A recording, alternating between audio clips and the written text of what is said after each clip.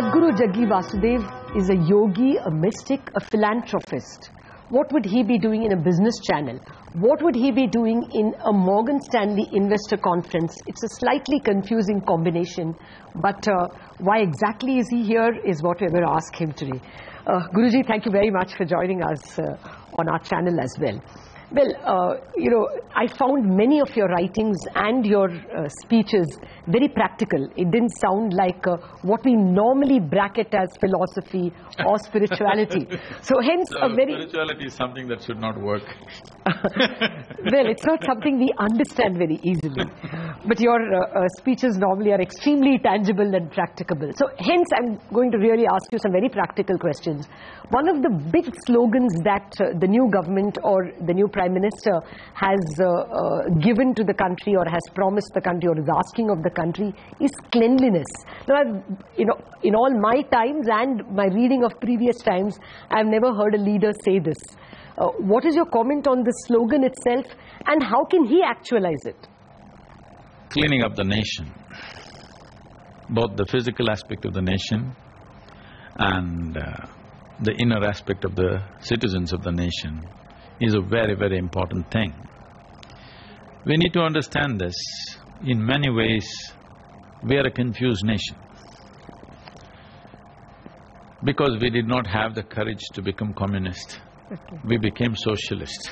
Socialism is a compromise. When you don't have the courage to be communist, because communist means you don't own anything, nothing belongs to you, everything belongs to the community. We didn't have the courage for that, we went for socialism. And we've been one long disaster. Let's admit that. Yes. We're just thinking we built 5 dams and 3 bridges and we are doing great. No, for a country of this size, that's not a great achievement if you ask me. So we decided we'll go towards market economy. But we are still in a state where if somebody makes money, everybody thinks, choo, it's a bad thing he's doing, okay? Once you choose market economy, I am not a fan of this system or that system, because both will have its pluses and minuses. It is only about who handles the system. And above all, once we choose something, once we choose a path, we must go all out. One step backward, one step forward is not going to take us anywhere. This is a problem with the nation. I'm seeing even the so-called business and the business commentators are taking one step forward, one step backward all the time. Once you say market economy, everything has to be decided by the market, only then it will succeed. It will have its ugliness, it will have its beauty, all right? You must look at the roses, not the thorns, what to do. If you go to communism, you've seen the ugliness in other countries, okay? It has its beauty too. China has done what it's done, but in the background there's enormous ugliness. So every system will have this. We have to make up our mind how we are going to move this nation to a successful track. Now we have chosen this, I'm all for this. Am I personally for it? It doesn't matter. We have chosen this, we must go all out. But that I'm not seeing. For the first time, the Prime Minister is trying to put his force on it. So if the country has to be clean, because this is a democratic country, this means, in southern Indian languages, democracy means Jananayakam. That means the people are the leaders. Yes. If people are the leaders, will he actualize it? No. You and me must actualize it in the spaces where we exist. This is something we've been striving for over 25 years. I launched very strong Clean India movements in some cities and worked successfully for many years. Still it's working in various places, many villages. You come and see all these few thousand villages wherever we're working, there's a certain sense of cleanliness, everything. But along with that, the International Yoga Day has come. This is also part of Swachh Bharat, believe me. Okay. To bring cleanliness to your body, to your breath, to your mind, and how you are. Because if you are not in a certain way, asking you to keep your atmosphere clean and clear is not going to work. See, now you know how to keep yourself, now you want your surroundings also like that, it's a natural consequence. If you try to clean that without this being like that, it's not going to work. It is like somebody comes and cleans it, another person goes and messes it up. This has to come within. If it doesn't come within, externally you cannot manifest it. So, this has come in the right kind of progression. You do something about yourself, bring a certain sense of balance and geometry within yourself, a certain alignment within yourself, which brings a certain cleanliness of existence for yourself. Naturally, you will want things around you. You won't believe this. If there are events once a year or annual events, about 1 million people participate. 1 million people. We feed all of them. Not one footwear will be missing. Everybody will keep their footwear properly.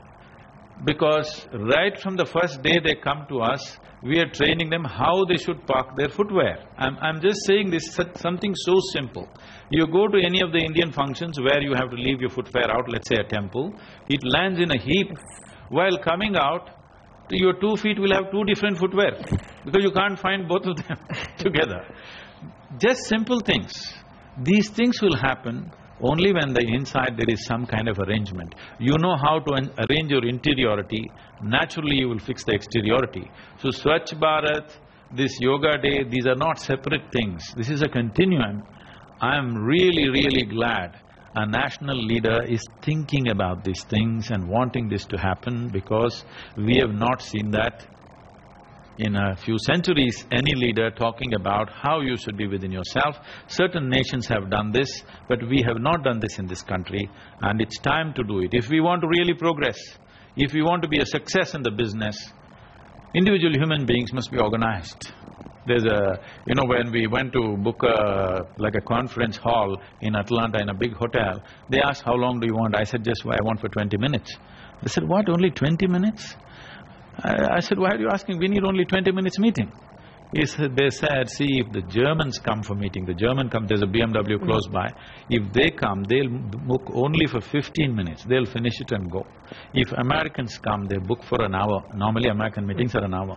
If the Indians come, they book for half a day for the same meeting, because then their wives will come and join, then they have lunch and they talk and everything, maybe marriage alliances will happen in the business meeting, all these things will happen. You're booking only for 20 minutes. I said, I'm there just for that purpose. So, for this to get organized, an internal organization needs to happen.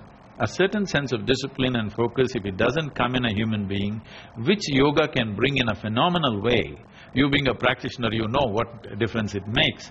Without doing that, organizing the nation is going to be a stupendous task. It already looks a stupendous task, even with yoga, sir. Okay, let me come to another theme which is a recurrent one in the economy, farm distress. I mean, 2 successive years of bad monsoon and 1 unseasonal rain has only compounded the problem. What would you advise the government? See, this is something… I don't know whether to laugh or cry. I feel like laughing at the stupidity of what we've been doing, but I feel like crying when I see the farmers in the country, the way they're committing suicide and the distress they are in. See, we have been a subsistence farming nation, where 95% of the people were in farming at one time, in recent times, I'm saying. Now we are about 65 to 70% still in farming.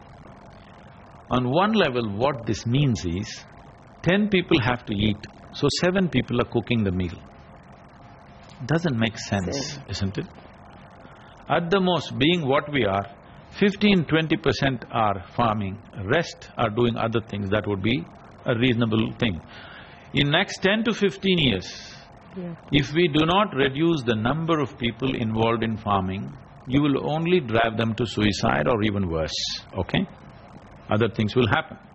In United States, only 2% is involved in farming, but there the land is different, the mechanization is different, our land and our crops are of a different nature. Let's allow up to 20%. So what do we do with the remaining 50% of the population? Move them to Mumbai? It will be a disaster. We have to urbanize rural India. We're always thinking of huge cities, smart cities. No, we need to urbanize rural India. Things that are available in a city should become available in the village. So if it has to become available in the village, it can't be available in the same scale and same price, so it needs to transform itself. And we have to move these people out of farming into other allied activity. There is no clear-cut plan. From subsistence farming to cash farming we have moved. This is the main reason for malnourishment. If you walked into an Indian village 40 years ago, there was no telephone, there was no drinking water wells, there was no roads, nothing. but a rural person means he was a robust human being. Today you go there are bore wells all over the place, everybody is carrying cell phones, they have motorcycles, they have roads, they have internet kiosks, they're all looking at the internet.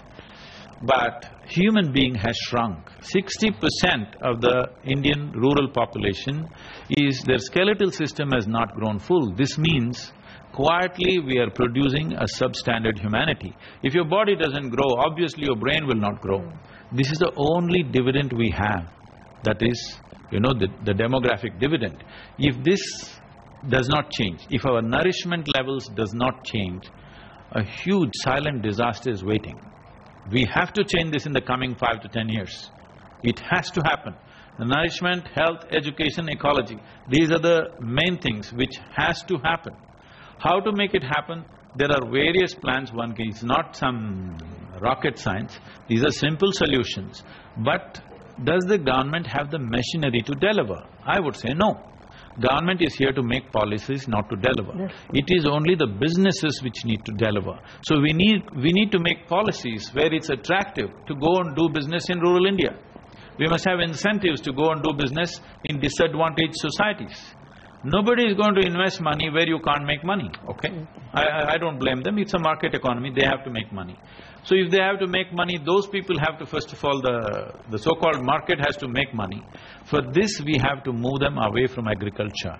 Otherwise, one family is tilling on an average about 2.2 acres in this country. No way can they nourish themselves. The government's call for a beef ban. What's your reaction? We must ban the ban in this country.